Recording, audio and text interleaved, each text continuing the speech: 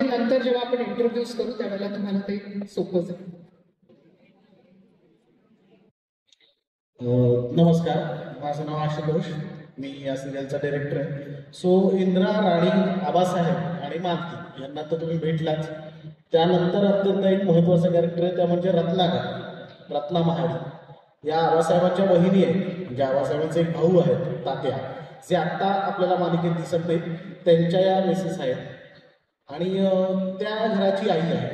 म्हणजे मालती, जसं म्हणाली मालती, खरं तर ही फक्त इंद्राची आई आहे. सो तिच्यासाठी जे का कॉमन प्रत्येक आईसाठी असतं की तिचा मुलगा या पलीकडे तिला काही दिसत नाही, तर एक घर सांभाळणारी आई म्हणून रत्नाकाकी आहे, ज्यांना घरातले सगळेच रत्नाकाकी म्हणतात.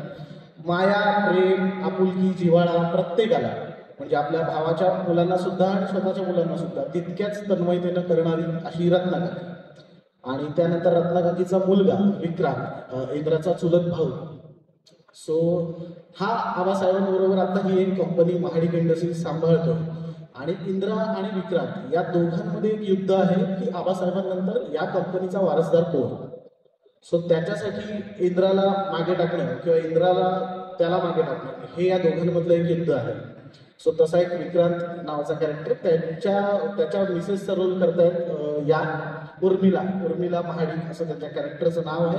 आणि त्यांचं सुद्धा हेच आहे की इंद्रा कडे ही कंपनी जाणं किंवा इंद्राने ही कंपनी सगळी सांभाळण्यापेक्षा आपण दोघी मिळून सांभाळूयात. आबासाहेबांनंतर विक्रांत कदाचित कंपनीचा मालक व्हायला पाहिजे आणि मी त्याची एक काय पटराणी व्हायला पाहिजे.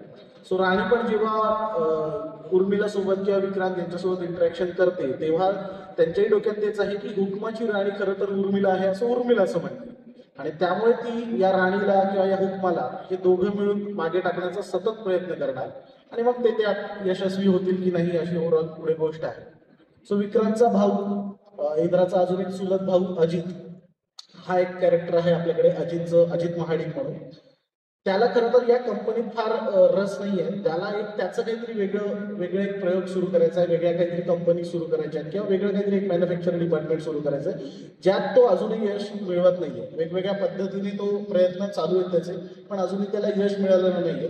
आणि घरावर अत्यंत प्रेम करणारा, त्याच्यावर सगळ्यांचं प्रेम आहे असं ते एक अजित नावाचं कॅरेक्टर आहे. इंद्राची सख्खी बहीण म्हणून अश्विनी महाडिक नावाचं कॅरेक्टर आहे. अख्ख्या घराची लाडकी ती आहे. म्हणजे जसं तुम्ही प्रोमोमध्ये बघताय किंवा इंद्राचं जे काय आपण एक कॅरेक्टर सगळ्यांसमोर मांडण्याचा प्रयत्न करतोय, तर इंद्राच्या खांद्यावर हात ठेवणारी एकमेव असेल तर ती त्याची लहान बहीण.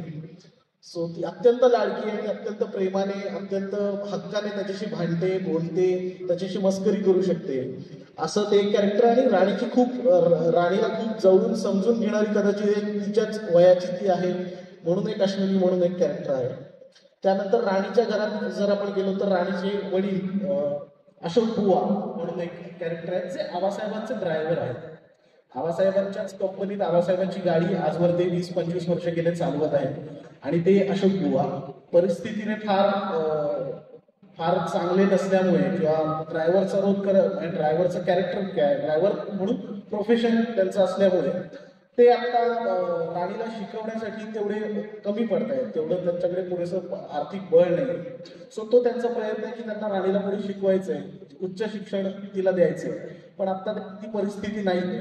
आणि आबासाहेबांनंतर ही महाडिक इंडस्ट्री जेव्हा कधी विक्रांतच्या नावावर होईल किंवा इंद्राच्या नावावर होईल, जे तुम्हाला मालिकेत कळेलच, तर त्यानंतर त्यांना त्यांच्या नोकरीचं टेन्शन आहे की यानंतर आबासाहेबांनी तर आजवर मला ठेवलं, आता हे दोघं मला पुढे नोकरी करू देतील की नाही या कंपनीत किंवा ड्रायव्हर म्हणून.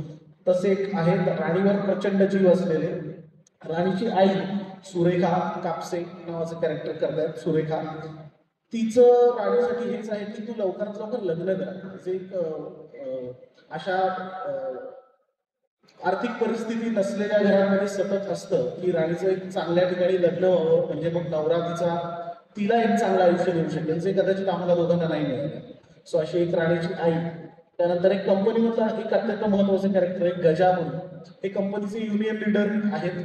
आणि कंपनीमध्ये राणी जेव्हा येते तेव्हा त्यांच्यामध्ये आणि राणीमध्ये खटके उडायला सुरुवात होतात, कारण हे युनियन लीडर कामगारांचे प्रश्न कमी आणि स्वतःचे प्रश्न जास्त सोडवत आहेत, स्वतःचा फायदा जास्त होईल याकडे लक्ष देत आहेत. आणि राणी आल्यानंतर ऍक्च्युली कामगारांचे प्रश्न सोडवण्याचा प्रयत्न करतात. तर त्यामुळे राणीसाठी एक वाईट प्रवृत्तीचं एक जे समोर एक जाळं उभं राहणार आहे त्यातलं सगळ्यात महत्वाचं कॅरेक्टर म्हणजे गजाभाऊचं आहे. हो आणि हे तुम्ही सगळे चेहरा म्हणून ओळखतच असाल ऑफकोर्स अभिनेते म्हणून. यांच्यासाठी खूप वेगळं एक कॅरेक्टर आहे प्ले करण्यासाठी संतोष सरांसाठी, कारण त्यांनी आतापर्यंत अनेक आधीच्या मालिकांमध्ये खूप पॉझिटिव्ह आणि खूप प्रेमळ भूमिका करण्याचा प्रयत्न केलाय. तो आमच्यासाठी त्यांच्यासाठी पण आम्ही एक त्यांना एक वेगळं काहीतरी देऊ केलंय की त्यांच्यातला अभिनेता अजून किती चांगला आहे किंवा किती वेगवेगळ्या शेड्सने तो रोल करू शकतो आणि त्यांनी ते आनंदाने स्वीकारलंय. त्यांनी एक ते चॅलेंज म्हणून स्वीकारलंय. सो तुम्हाला एक निगेटिव्ह रोलमध्ये पहिल्यांदा बघता येईल संतोष सरांना. तर असं एक गजाभाऊ नावाचं कॅरेक्टर आहे. गोट्या नावाचं एक कॅरेक्टर आहे जो राणीचा खूप चांगला मित्र आहे आणि राणीसाठी भावापेक्षा पण जास्त हा खरं तर मित्र आहे तिचा. आणि ते दोघं मिळून त्यांची एक गँग आहे त्यात एक 6-7 वर्षांची 10-12 मुलं आहेत आणि ही गँग त्या वस्तीमध्ये धिंगाणा घालते. नंतर महाडिक इंडस्ट्रीजमध्ये येऊन धिंगाणा घालते. सो तिच्यासाठी हा तिचा राईट हँड आहे गोट्या. सो अशी एक आमच्या पूर्ण सिरियलचं एक पॅकेज आहे. आय होप तुम्हाला सगळ्यांना आवडेल आणि तुम्ही प्रत्येकाला आता 1-on-1 प्रश्न विचारताना कॅरेक्टर्स तुमच्या लक्षात आले असतील त्या हिशोबाने तुम्ही विचारू शकता.